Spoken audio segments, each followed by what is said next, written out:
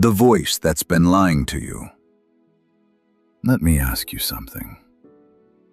And I need you to really think about this before you answer. When was the last time you tried to change something about your life? Maybe your habits, your confidence, your finances, your relationships. And no matter how hard you tried, it just didn't stick. You told yourself, this time is different. You made the promise. Maybe you wrote it in a journal, or you set the alarm for 5 a.m., or you said the affirmations in the mirror. And then, 2 weeks later, you were right back where you started. And you thought to yourself, what is wrong with me? I want you to hear me say this clearly right now, and I mean this with everything I have. There is nothing wrong with you. The problem isn't your willpower. It's not your discipline. It's not your intelligence. It's not even your circumstances. The problem is a program. A program that's been running in the background of your mind since you were a little kid. A program you didn't install. A program you didn't even know was there. And that program, right now, today, is quietly deciding what you believe about yourself, what you think you deserve, what you're willing to go after, and what you'll give up on before you even try. It's called your subconscious mind, and today, right here on Wisdom Hack, we are going to learn exactly how to reprogram it. Not with tricks, not with toxic positivity, not with some magic potion someone's selling you on the internet, with real science, with real techniques, with a real roadmap that is going to change the way you see yourself and the way you show up in this world forever. My name is your guide on this journey, and this is Wisdom Hack. Welcome. Chapter 1. Understanding the machine.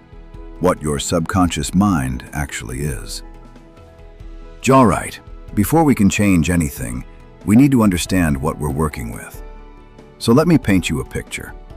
Imagine an iceberg. You've probably seen the famous diagram, the tiny tip poking above the water, and this massive, enormous block of ice hiding underneath the surface. That tip above the water, that's your conscious mind. That's the part of you that's listening to me right now. The part that thinks, reasons, judges, plans. The part that says, okay, I'm going to start eating healthy on Monday. The part that has opinions, makes decisions. The voice in your head you think of as you. But that conscious mind, it only handles about 5% of your brain's total activity. 5%. The other 95%? That's the massive block of ice underneath the surface.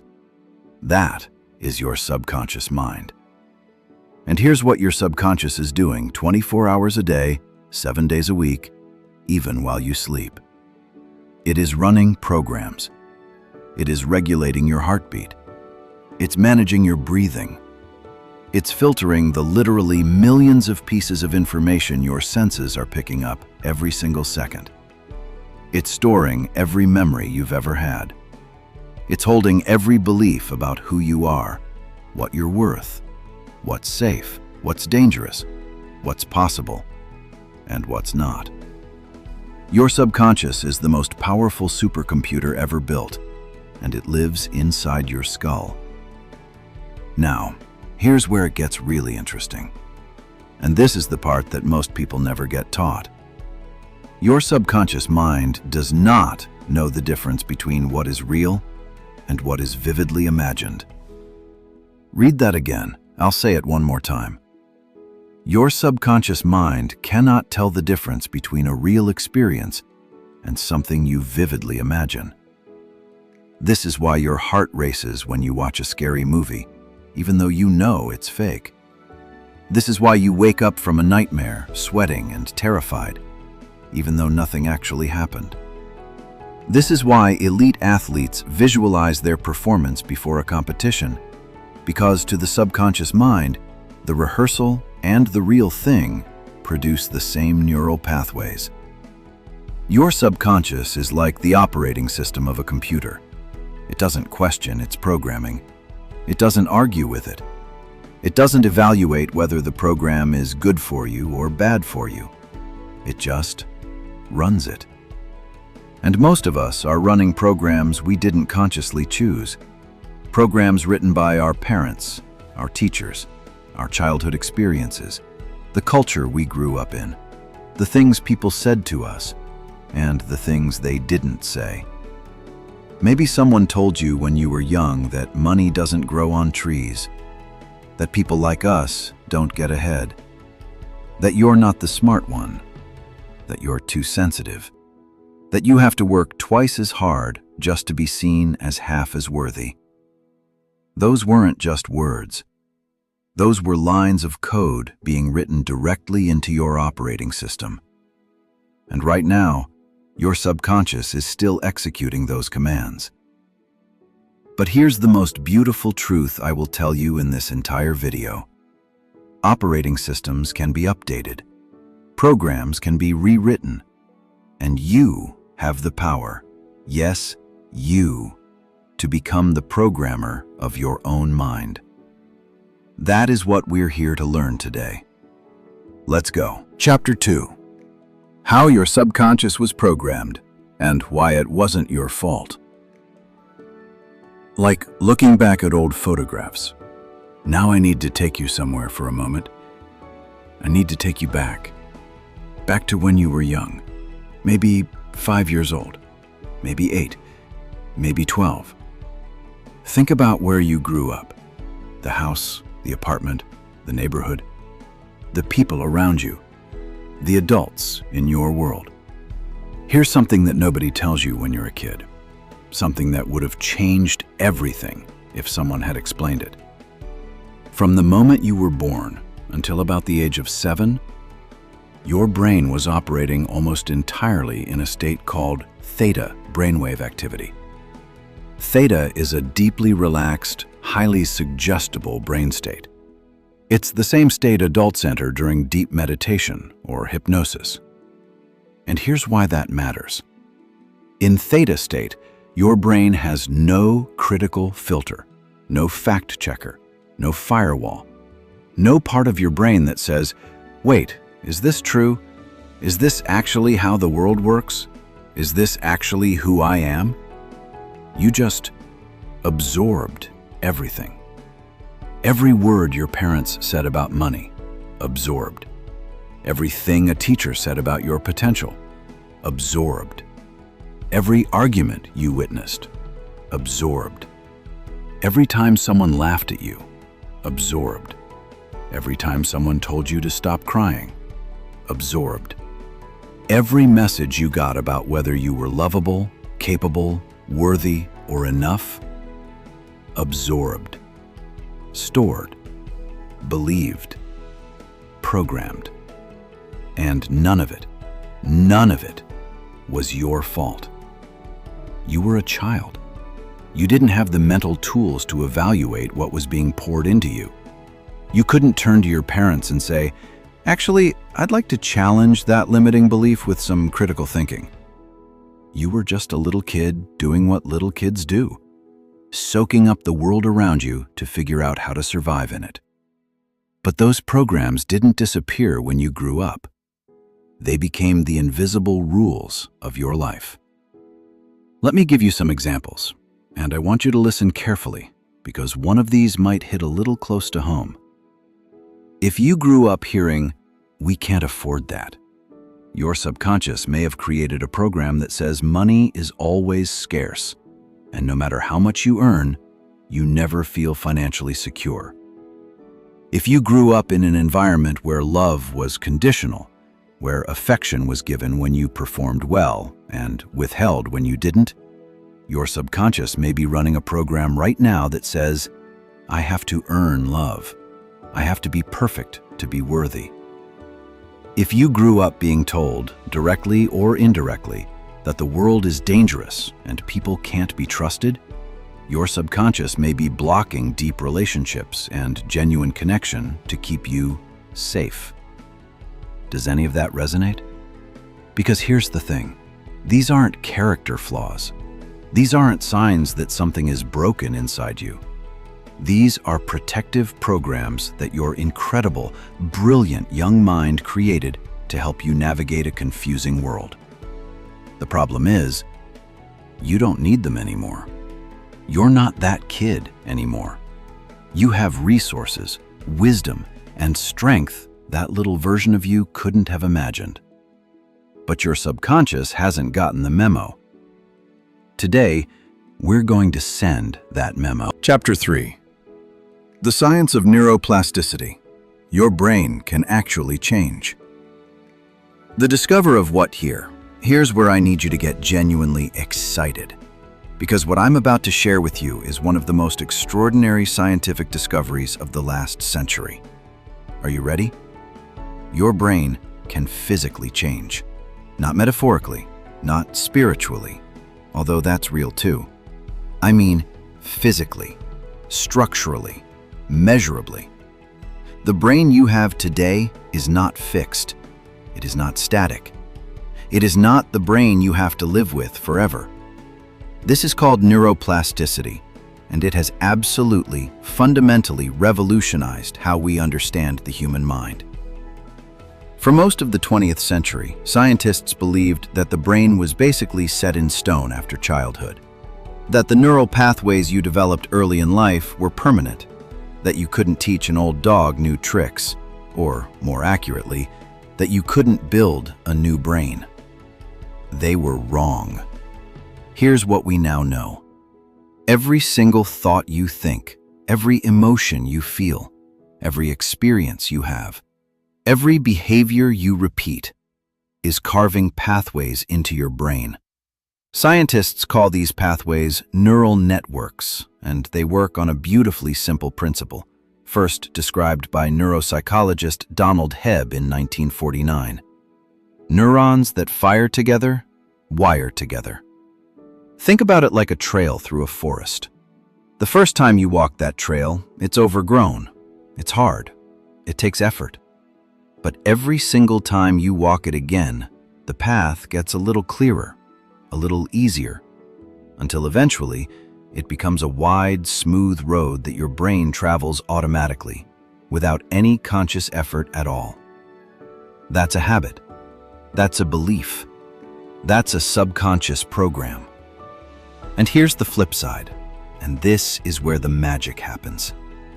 Neurons that fire apart wire apart.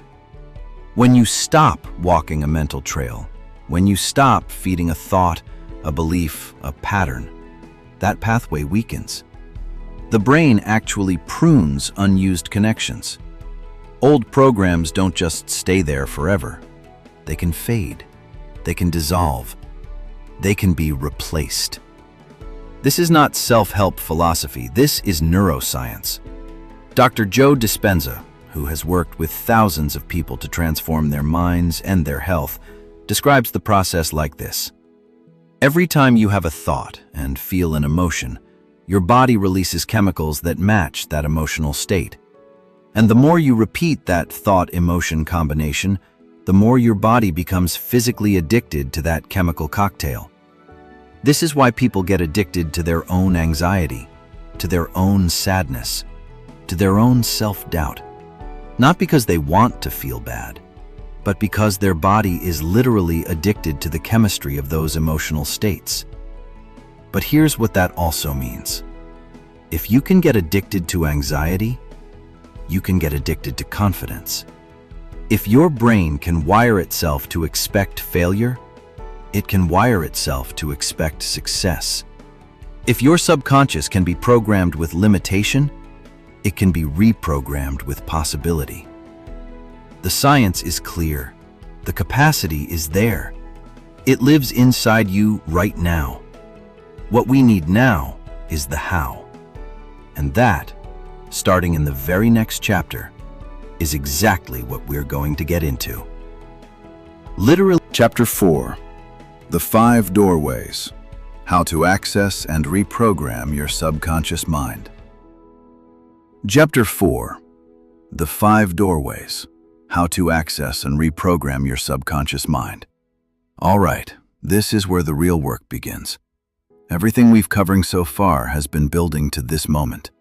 Understanding the subconscious, understanding how it was programmed, understanding that the brain can change.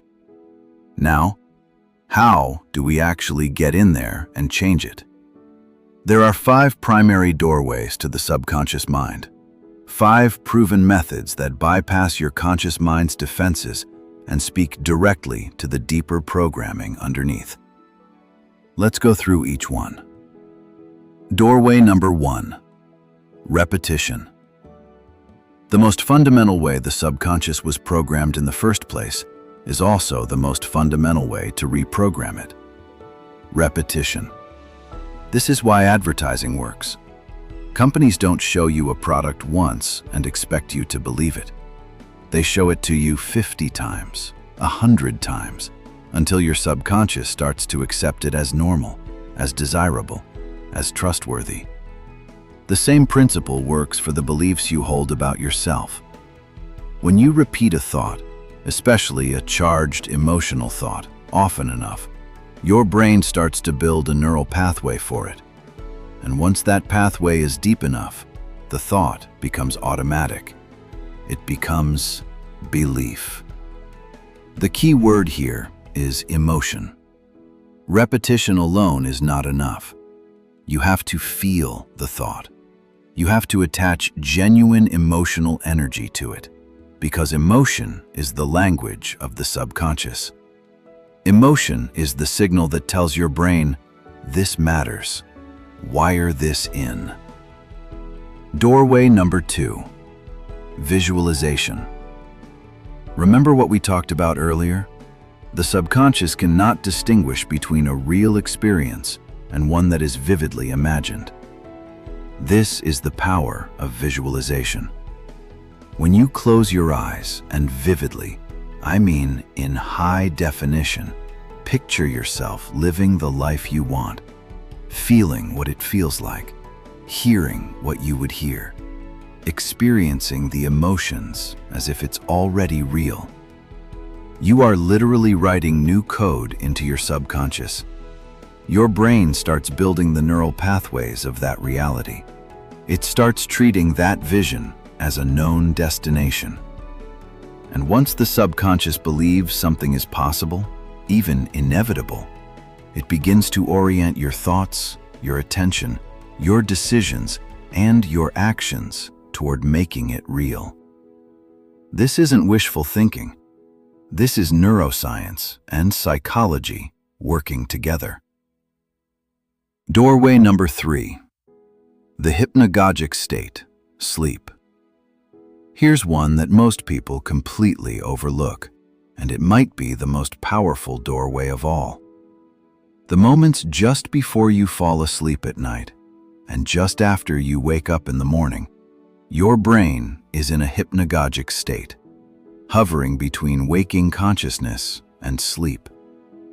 In this state, your conscious mind's defenses are down. The critical filter is offline, and your subconscious is wide open, highly, deeply receptive. This is why what you put into your mind right before bed matters so much. If you fall asleep scrolling through stressful news, doom scrolling social media, or replaying the worst moments of your day, you are feeding your subconscious a diet of fear, lack, and negativity during its most receptive hours.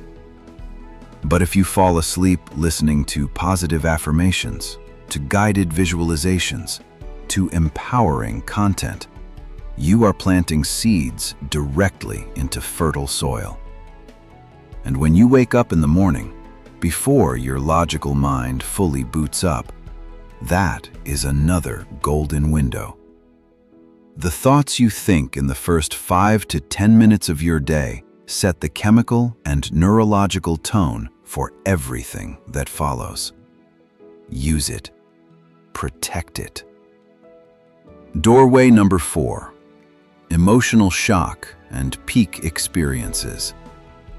The subconscious also opens up, wide open, during moments of extreme emotion.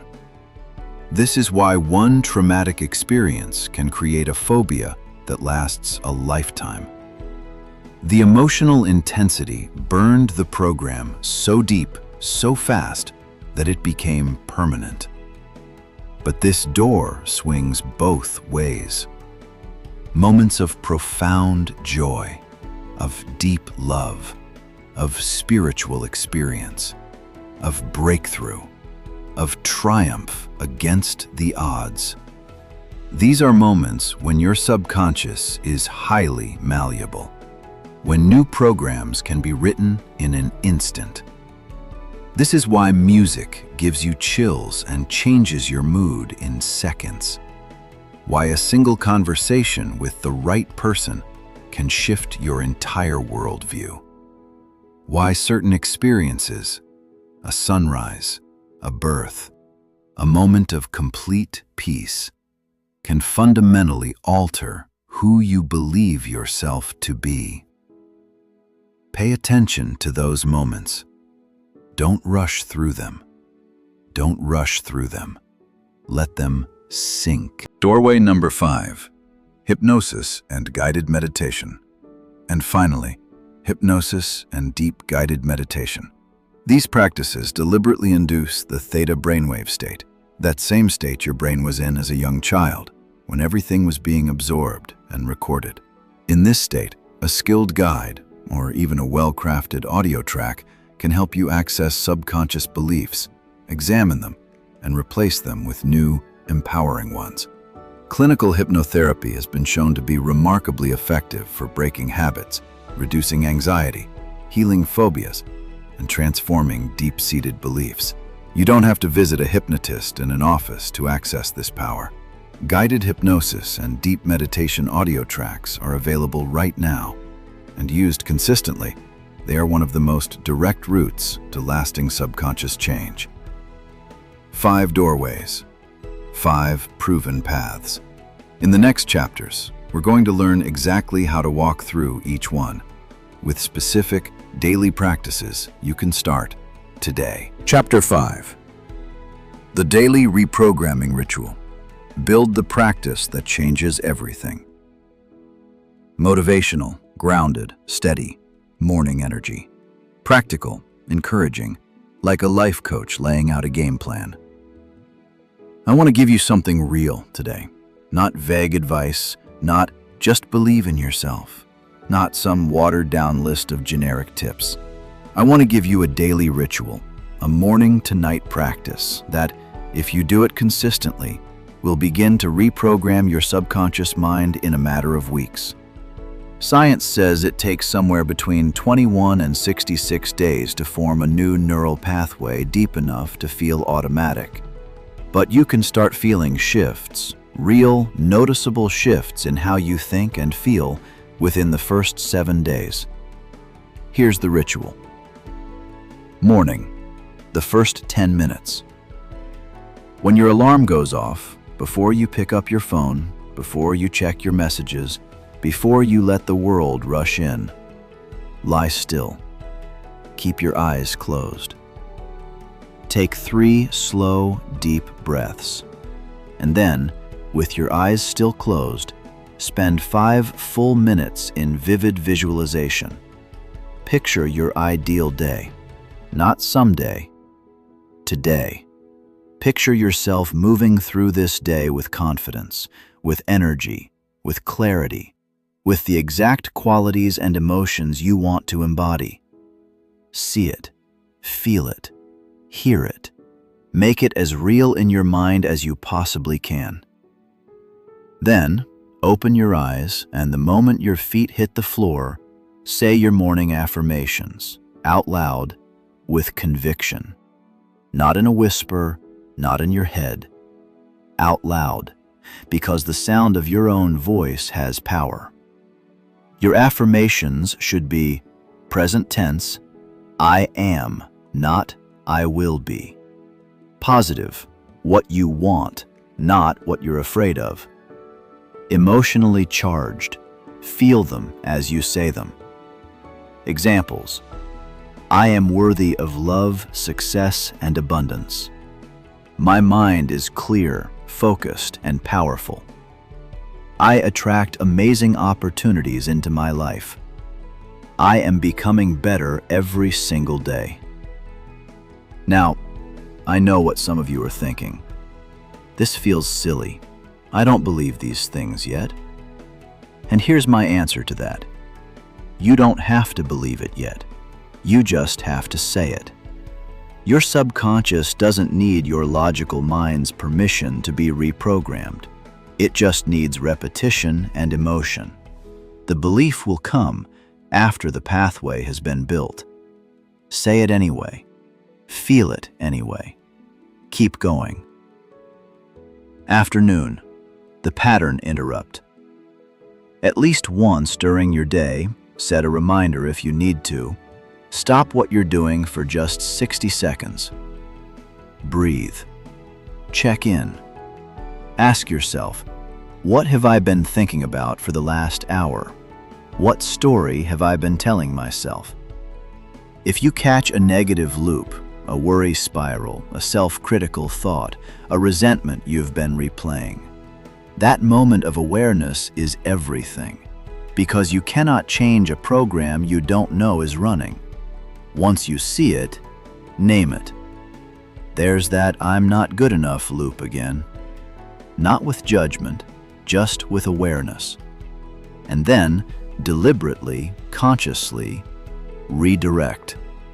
Not by forcing positivity, just by asking, what's actually true right now? What do I have? What is working? This simple practice, done daily, begins to interrupt the automatic running of old programs. It creates a tiny but real gap between the program and your response to it. And in that gap is your freedom. Evening, the reprogramming hour. This is the most powerful part of the ritual, and the part most people skip because they're tired at night. Don't skip it. In the hour before bed, protect your mental environment like it is sacred, because it is. Turn off the news. Step away from social media. Put down anything that generates stress, comparison, or anxiety. Instead, pick one of the following. Option A. Listen to a guided hypnosis or subconscious reprogramming audio. Let it carry you gently towards sleep while your mind absorbs new, empowering beliefs directly. Option B. Spend 10 minutes journaling, specifically writing down 3 things you're genuinely grateful for, 1 thing you're proud of from today, and a vivid, positive description of where you're headed. Option C. Meditate for 10 to 15 minutes, focusing on the feeling of the life you're building. Not the strategy, not the plan, just the feeling. Gratitude, love, excitement, peace. And then, right as you feel yourself drifting off to sleep, hold one clear, positive statement in your mind. One belief you're planting. Everything is working out for me. I am safe. I am loved. I am enough. My life is getting better every single day. Let that be the last thing your conscious mind offers to your subconscious before sleep takes over. Do this every morning. Do this every evening. Do this every day for the next 30 days. And I promise you, I genuinely, deeply promise you, you will not recognize the person looking back at you in the mirror. Chapter 6. The enemies of reprogramming. What's working against you and how to beat them. Later in 1 minute of the tough chapter, so I'm going to be real with you. There are forces working against your reprogramming every single day. And if you don't know what they are, if you don't name them, understand them, and build defenses against them, they will quietly undo every bit of progress you make. Let's name them. Enemy number 1, your environment. Here's a hard truth. You cannot grow into a new version of yourself while surrounding yourself with everything that defined the old one. The people you spend time with, the conversations you have, the content you consume, all of it is constantly feeding your subconscious. If you spend all day watching content that triggers comparison, fear, and inadequacy, if the people closest to you constantly reinforce limited beliefs, just be realistic. Don't get your hopes up. People like us don't do things like that. If your home, your phone, your social media feeds are filled with things that make you feel small, you are pouring water on the seeds you're trying to plant. You don't have to cut everyone off. You don't have to become a hermit. But you do have to become intentional about your mental diet. Start auditing what you consume, what you watch, what you read, what you listen to, who you spend your most vulnerable hours with. Your subconscious is always listening, always recording, always building the program from whatever you feed it. Feed it well. Enemy number 2, emotional avoidance. One of the most common reasons subconscious reprogramming doesn't work is that people try to layer new beliefs on top of unprocessed emotions. They say the affirmations, they do the visualizations, but underneath, there's a well of unaddressed grief, anger, fear, or shame that keeps pulling them back. Here's what you need to understand. The subconscious stores emotion in the body, not just in thoughts, in the physical sensations of your body, in the tightness in your chest, the knot in your stomach, the tension in your shoulders. You can't think your way out of a feeling that was never felt. If you have old wounds, and most of us do, real reprogramming requires some measure of emotional healing. Not necessarily years of therapy, though that can be profoundly valuable. Even just allowing yourself to feel the emotion, sit with it, breathe through it, and consciously release it creates space for new programming to take root. Don't skip the healing. It's not weakness. It's the foundation. Enemy number 3, inconsistency. This one is simple and brutal. Occasional reprogramming doesn't work. Doing the visualization once and expecting your life to transform doesn't work. Saying the affirmations for 3 days, getting bored, stopping, starting again 2 weeks later, doesn't work. Neuroplasticity requires consistent repetition over time. Full stop. Think about it this way. If you went to the gym once and then never came back, your muscles wouldn't grow. You wouldn't say, "Well, I tried exercise, it doesn't work for me." You'd understand that the process requires showing up repeatedly, even when you don't feel like it. Reprogramming your mind is the same. The days you don't feel like doing the ritual, those are the most important days to do it.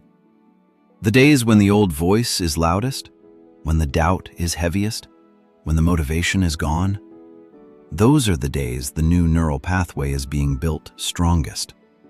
Show up for yourself on the hard days. That's where the transformation actually happens. Enemy number 4, identity attachment. And this one is the deepest enemy of all. Sometimes, and this is uncomfortable to hear, we don't change because some part of us is deeply attached to who we currently are, even if who we currently are is causing us pain. Because pain is familiar. And the subconscious mind, above almost everything else, prioritizes what is familiar. Familiar feels safe, even when safe is suffering. Changing your beliefs means letting go of an identity, and that identity, even a limiting one, has been your home. Stepping out of it feels like stepping off a cliff into the unknown. I want to invite you to be gentle with that part of yourself that's afraid to change. It's not weak. It's not broken. It's just trying to protect you. But you are stronger than your programming. You are bigger than your past. You are not the sum of what happened to you. You are who you decide to become. And that decision, that fierce, daily, unshakable decision, is what reprogramming is built on. Chapter 7. Real stories, real science. What happens when it works? So I want to take a moment now to step back from the techniques and talk about what's actually possible. Because sometimes, when we're in the thick of our own struggle, we need to see proof. We need to know that change is real, that it's possible for people just like us. So let me share some stories with you. There's the story of a man named Jim Carrey, yes, the famous comedian and actor, who, before he was a household name, was completely broke, living out of a van with his family in Toronto, barely surviving. And he did something that people thought was crazy. He wrote himself a check for $10 million for acting services rendered. He dated it Thanksgiving 1995, about 5 years in the future. And every single day he looked at that check and felt what it would feel like to have earned it. He visualized it. He believed it, even when every piece of physical evidence said it was impossible. Just before Thanksgiving 1995, he found out he would be paid $10 million for his role in Dumb and Dumber. Now, was it magic? Was it luck? Or was it a man who so thoroughly reprogrammed his subconscious belief about what was possible for him that his mind began automatically orienting every thought, every decision, every action toward that reality? There's the documented story of cancer patients in clinical studies who received what they believed was revolutionary treatment, but was actually a placebo, a sugar pill. And in study after study, some of these patients experienced real, measurable biological improvement. Their belief, the programming of their subconscious mind, changed their physiology. This is called the placebo effect, and for decades, science dismissed it. Now, researchers are beginning to understand it as one of the most profound demonstrations of mind-body power that exists. There are thousands of stories. People who healed themselves of addiction by reprogramming their self-identity.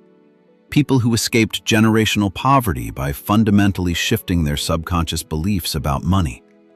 People who found love, not by changing their circumstances, but by changing what they believed they deserved. And then, there are quieter stories, less dramatic but no less real. The person who spent their whole life struggling with anxiety, and then one day realized, through consistent meditation and affirmation, that the constant mental noise had gotten softer, more manageable, less in control of their life. The person who always said they were bad with money, and then, through conscious reprogramming, watched their relationship with finances quietly, steadily transform. The person who never felt like enough, not smart enough, not thin enough, not accomplished enough, who slowly, painstakingly built a new belief from the ground up. I am worthy. I am enough, exactly as I am. These stories aren't fairy tales. They're the direct result of people using the exact doorways and techniques we've been talking about today. They're what becomes possible when you decide, really decide, that you are not a prisoner of your past programming. And I believe, with everything I am, that your story can be one of them. Chapter 8. The decision. Who are you going to be from this day forward?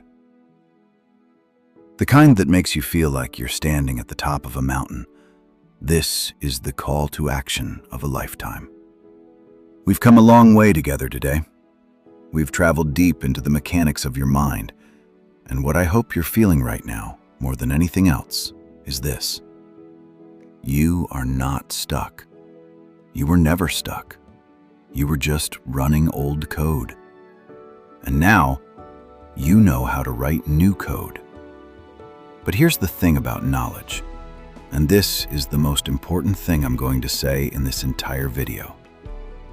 Information without action is just entertainment. You can watch every video, read every book, collect every insight about the subconscious mind. And if you do not put it into practice, if you do not show up tomorrow morning and begin the ritual, if you do not choose repeatedly, stubbornly, passionately to become the programmer of your own mind, nothing will change. And I don't say that to be harsh. I say it because I believe in you too much to be gentle about this. Somewhere out there, right now, there is a version of you that has done the work, that showed up every single day, that whispered affirmations into the darkness even when they felt like lies, that visualized the dream even when the reality looked nothing like it, that practiced the presence, did the meditation, felt the feelings, healed the wounds, and kept going anyway. That version of you is waiting. Not in some distant future, not in another lifetime. On the other side of a decision you can make right now. I want you to make that decision. Not for me, not for this channel, not to prove something to someone who doubted you. For you. For the kid you were, the one who absorbed all those limiting programs through no fault of their own. You owe it to that kid to write a better story. For the people who love you, because you reprogrammed and healed and became the fullest version of yourself, and that transformation ripples outward into every relationship you have. For the world, because the world desperately needs people who have done the deep inner work. People who lead from authenticity, from abundance, from love rather than fear. You were not born to live inside the limitations of someone else's programming. You were not born to play small, to hold back, to shrink yourself down to fit inside a life that was never really yours to begin with. You were born to think and feel and grow and become. And the most powerful tool for becoming, the one that was always with you, always available, always waiting to be consciously used, is right there, right behind your eyes, right between your ears. The greatest computer ever built, your mind. Tomorrow morning, before you check your phone, before the world gets loud, close your eyes, take 3 breaths, and decide with every part of who you are becoming.